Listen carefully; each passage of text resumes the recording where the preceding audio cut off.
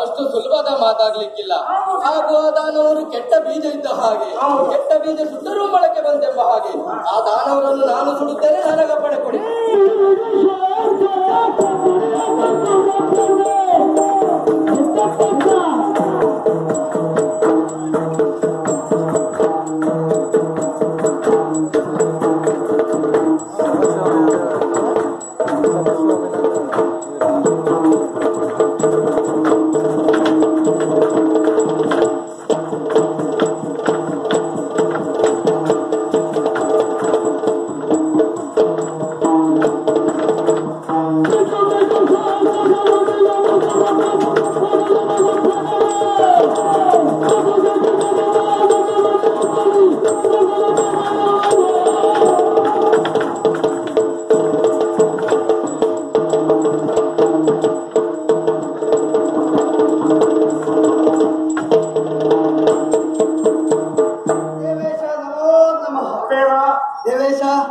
ನಿಮ್ಮ ಮಾತನ್ನು ಕೇಳಿ ಆಶ್ಚರ್ಯಗೊಂಡೆ ನಾನು. ಇವತ್ತೇ ಆಶ್ಚರ್ಯಗೊಂಡದ್ದು. ಕಾರಣ ಉಂಟು. ಒಂದೇ ಸಲ ಒಟ್ಟಾಯ್ತು ಅಂತಲ್ಲ, ನಿಮ್ಮ ಅದು ಅಲ್ಲ, ನಿಮ್ಮ ಬಾಯಿಂದ ಇಂಥದ್ದೊಂದು ಮಾತು ಇವತ್ತು ಬಂತಲ್ಲ ಅಂತ. ಇವತ್ತು ಬರುದು ಬೇರೆ, ಆದ್ರೆ ಇಂಥ ಮಾತು ಬರುವುದಿಲ್ಲ ಆಗಿತ್ತು. ಯಾಕೆ? ನಮ್ಮಲ್ಲಿ 5 ಜನ ಸಂಗೀತಗಾರರಿಲ್ವಾ? ಸರಿಯಾಗಿ ಹೇಳ್ತಾ ಇದ್ರು, ನೀವು ಸರಿಯಾಗಿ ಕೇಳ್ತಾ ಇದ್ರು.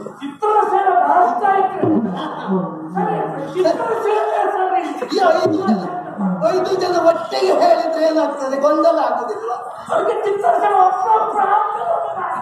ಅದು ಹಾಗೆ ಅಲ್ವಾ? ಹೌದು. ಇದು ಇವತ್ತು ಹಾಗಲ್ಲ, ನಿಮ್ಗೆಲ್ಲ ಗೊಂದಲ ಆಗಿರ್ಬೇಕು. ಯಾವ್ದು ಸ್ಪಷ್ಟವಾಗಿ ಅರ್ಥ ಆಗ್ಲಿಲ್ವಲ್ಲ, ಆ ಕಾರಣಕ್ಕಾಗಿ ಗೊಂದಲ ಆಗಿರ್ಬೇಕು. ಅದಕ್ಕಾಗಿ ನೀವು ಅರ್ಥ ಸರಿಯಾಗಿ ಹೇಳ್ತೀರಿ ಅಂತ ಒಬ್ಬರೊಬ್ಬರನ್ನೇ ಪ್ರಶ್ನೆ ಮಾಡಿ. ಹೌದಾ? ನಿಮ್ಮ ಅರ್ಥದಲ್ಲಿ ಏನು ಬರ್ತದೆ ಕೇಳುವ. ಹೌದಾ? ಆದ್ರೆ ಈ ಗೊಂದಲವನ್ನು ಸೃಷ್ಟಿ ಮಾಡಿದವ ಯಾರು? ಅರ್ಧವನೇ. ಅವನಿಗೆ ಸುದ್ದಿ ಇಟ್ಟಿದ್ದಾರೆ. ಈಗ ಯಾವ ತಲೆ ಬಿಸಿ ಇಲ್ಲ, ಅವನಿಗೆ ಯಾವ ತಲೆ ಬಿಸಿಲ್ಲ. ಈಗ ಎಷ್ಟು ತಲೆ ಬಿಸಿ ಇಲ್ಲ, ಅಂದ ಪ್ರಕಾರ ಅಲ್ವಾ? ಆದ್ರೆ ಸಮಸ್ಯೆ ಆ ಭರ್ತವನಂತೆ. ಅವ ಬರ್ದ ಕಾರಣಕ್ಕಾಗಿ ಈ ರೀತಿ ಆದದ್ದು. ಯಾರು ಗೊಂದಲ ಆಗಿದ್ದ ಕಾರಣ ಅವ ಬರ್ದದ್ದು ಬ್ರಹ್ಮ. ಇಂತಿಂತವರು ಹಣೆ ಮೇಲೆ ಹೀಗೀಗೆ ಎನ್ನುವುದಾಗಿ ಬರ್ತಿದ್ದಾನೆ. ಆ ದಾನವರ ಹಣೆ ಮೇಲೆ ಹಾಗೇ ಬರ್ತಿರ್ಬೇಕು, ಸಾಯ್ಬೇಕು ಎನ್ನುವುದಾಗಿ. ಹಾಗಾಗಿ ಹಾಗಾಗಿ ಇಲ್ಲಿ ದಾಳಿ ಕೊಡು. ಬಂದವರು ಮತ್ತೆ ಉಳಿತಾರ? ದಿನ ಅಧಿಕಾರ ನಿಭಾಯಿಸಿದ್ರು, ಸ್ವಲ್ಪ ಕ್ಷಣಿಕ. ಹಾಗಾಗಿ ಬಂದವರು ಖಂಡಿತವಾಗಿ ಸಾಯ್ತಾರೆ. ಅದೇ ರೀತಿಯಾಗಿ ಇನ್ನು ಮುಂದೆ ಬಂದ್ರಲ್ಲ, ನಾನಿದ್ದೇನೆ.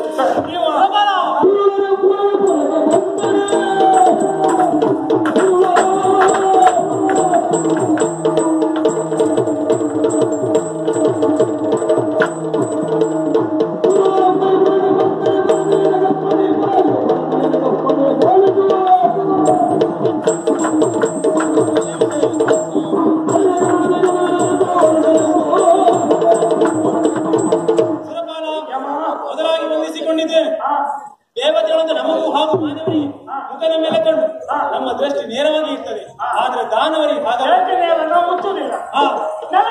ಹೌದು, ಆದ್ರೆ ದಾನವರಿಗೆ ಹಾಗಲ್ಲ. ನೆತ್ತಿಯ ಮೇಲೆ ಕಂಡು ಅವರ ದೃಷ್ಟಿ ಇರುವುದು ಮೇಲಕ್ಕೆ, ಅರ್ಥಾತ್ ಈ ದೇವಲೋಕದ ಪೀಠದ ಮೇಲೆ. ಕೇವಲ ನೆತ್ತಿ ಮೇಲೆ ಮಾತ್ರ ಹೌದು, ಪೀಠದ ಮೇಲೆ ಆಸೆ ಪಟ್ಟ ಬರುತ್ತಾರೆ. ಆಸೆ ಪಟ್ಟ ಮಾತ್ರ ಎಲ್ಲರಿಗೆಲ್ಲ ಒದಗುವುದುಂಟೆ. ಅದಕ್ಕೆ ಯೋಗವು ಬೇಕು, ಭಾಗ್ಯ ಬೇಕು. ನಿಮ್ಮ ಹಾಗೆ ನಮ್ಗೆ ಆ ಯೋಗ ಭಾಗ್ಯ ಸರಿಯಾಗಿ. ಹೌದು, 3 ಮೂರ್ತಿಗಳನ್ನು. ಹೌದು, ಹಾಗಂತ ಯೋಗ ಭಾಗ್ಯ ಬೇಕು ಅಂತಾದ್ರೆ ಧರ್ಮದಿಂದ ನಡೆಯಬೇಕು. ಅವರಂತೂ ಅಧರ್ಮಿಗಳು. ಒಂದು ವೇಳೆ ಅವರು ಬಂದದ್ದೇ ಅವರಂತಾದ್ರೆ ಅದಕ್ಕಾಗಿ ನೀವು ಚಿಂತಿಸುವ ಅಗತ್ಯವಿಲ್ಲ.